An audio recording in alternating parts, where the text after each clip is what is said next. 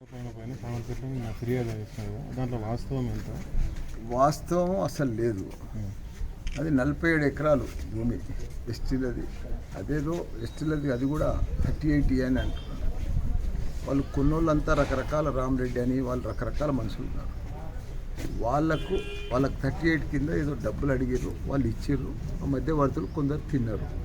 అంతేగాని ఆ భూమిలో కానీ ఆ 47 ఎకరాల్లో కానీ ఎక్కడ కూడా నా పేరు లేదు, నాకు ఆ భూమిలో సంబంధం లేదు, ఆ డీల్ తోటి కూడా నాకు సంబంధం లేదు. అదే చేసారు వాళ్ళు, కోర్టుకు వెళ్ళి ఆర్డర్ తెచ్చి ఎఫ్ఐఆర్ బుక్ చేయమని తెచ్చారు.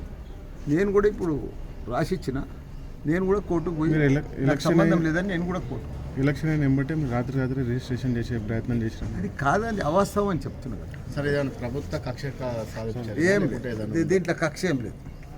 ఏం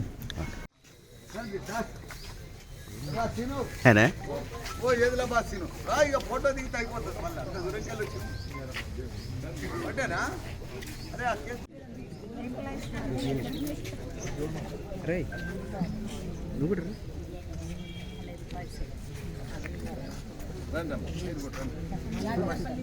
आ जाओ, ऐसा अच्छा करे, अच्छा लीड दिए, बहुत बहुत धन्यवाद बहन जी,